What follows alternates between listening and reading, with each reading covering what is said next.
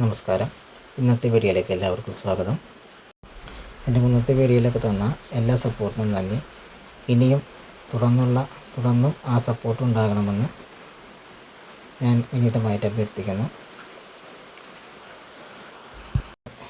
ഒരു ജ്യോതിഷം എന്ന് പറയുന്നത് എന്നതൊരു വലിയ മാർഗദർശനമാണ്. ഓരോ ഗ്രഹങ്ങളുടെയും സ്ഥാനവും അവയുടെ സ്വാധീനവും ഓരോ മനുഷ്യരാശിയും ബാധിക്കുന്നു എന്നറിയുക.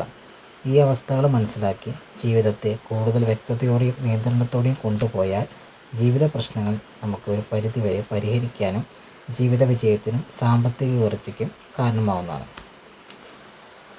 അപ്പോൾ നമ്മൾ ജ്യോതിഷപരമായിട്ട് നമ്മൾ ഇന്ന് നോക്കുന്നത് ഇടവം ലഗ്നത്തിൻ്റെ ഇടവം മാസത്തെ ഫലം എന്താണ് എന്നാണ് നമ്മൾ പറയുന്നത്.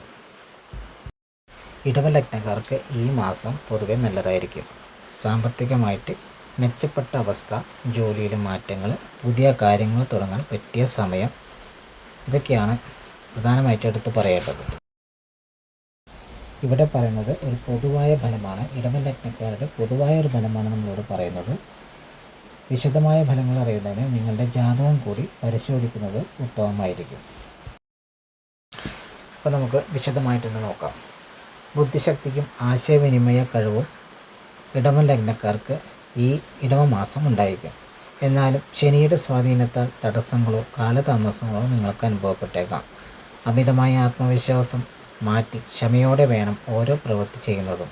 കുടുംബത്തിൽ ഐശ്വര്യം, സാമ്പത്തിക നേട്ടം ഒക്കെ വന്നു ചേരാം. ഭൗതിക സൗകര്യങ്ങൾ വന്നു ചേരാം. ചെറു യാത്രകൾക്ക് നല്ല സമയമായിരിക്കും. സഹോദരങ്ങളുമായിട്ടുള്ള ബന്ധത്തിൽ ചെറിയ പ്രശ്നങ്ങൾ ഉണ്ടാവാം. യാത്രകൾ കൂടുതൽ ഊർജ്ജസ്വലത ഉണ്ടാവുകയും ചെയ്യും. പക്ഷേ കാര്യങ്ങൾ വേഗത്തിൽ നടക്കുകയും ചെയ്യുന്നത് അമിതമായ തിടുക്കത്തിന് നിങ്ങൾക്ക് കാരണമാവാം.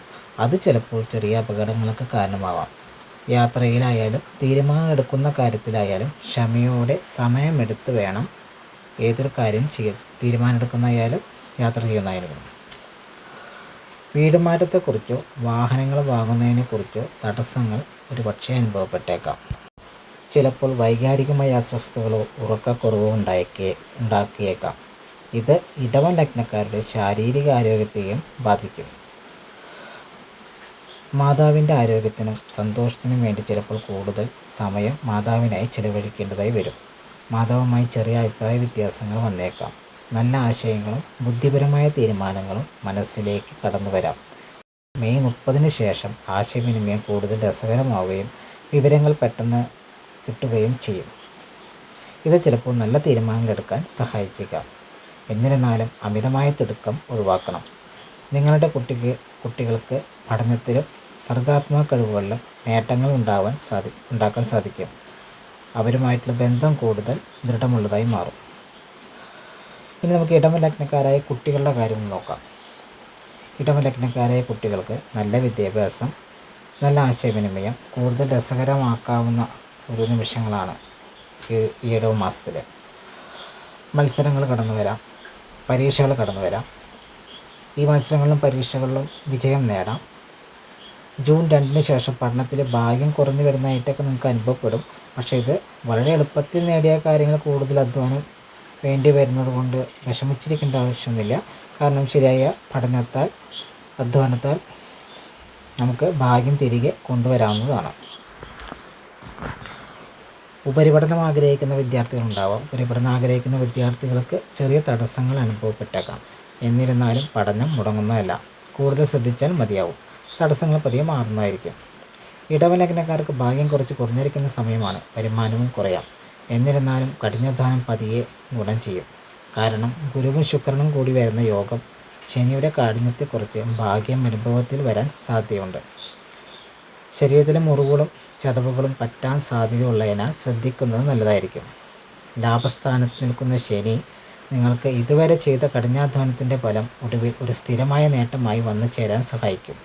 കാലതാമസം ഉണ്ടായാലും അന്തിമ ഫലം അനുകൂലമായിരിക്കും എന്ന് പറയാം. അപ്രതീക്ഷിതമായ യാത്രകൾ, അതായത് മുൻകൂട്ടി കാണാത്ത യാത്രകൾ വന്നേക്കാം.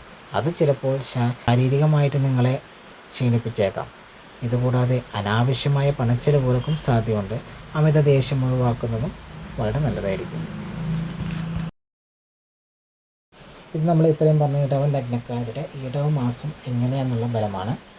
ഞാൻ നേരത്തെ പറഞ്ഞതുപോലെ കുറച്ചും കൂടി വിശദമായ ഒരു പഠനത്തിൽ നിങ്ങളുടെ ജാതകം കൂടി ഒത്തുചേർത്ത് വെച്ച് നോക്കുന്നത് വളരെ ഉത്തമമായിരിക്കും. ഇന്നത്തെ വിഷയം നമ്മൾ ഇടവൻ ലഗ്നക്കാരുടെ ഇടവമാസത്തിലെ ഫലമായിരുന്നു. നാളെ മറ്റൊരു വീഡിയോ ആയിട്ട് നമുക്ക് വീണ്ടും കാണാം. ഈ ഇടവമാസം ഇടവലഗ്നക്കാർക്ക് വളരെ നല്ലൊരു സന്തോഷകരമായ നിമിഷങ്ങൾ വരട്ടെ. ഇപ്പോൾ നമ്മളിവിടെ ഗുണവും ദോഷവുമൊക്കെ കണ്ടു. പക്ഷേ അനുഭവത്തിൽ നിങ്ങൾക്ക് ഗുണങ്ങൾ മാത്രം വരട്ടെ എന്ന് പ്രാർത്ഥിച്ചുകൊണ്ട്, നല്ലൊരു മാസമാവട്ടെ എന്ന് പ്രാർത്ഥിച്ചുകൊണ്ട് നമുക്ക് ഈ വീഡിയോ ഇവിടെ അവസാനിപ്പിക്കുകയാണ്. നാളെ നമുക്ക് അടുത്തൊരു വീഡിയോയുടെ നമുക്ക് വീണ്ടും കണ്ടുമുട്ടാം. നന്ദി.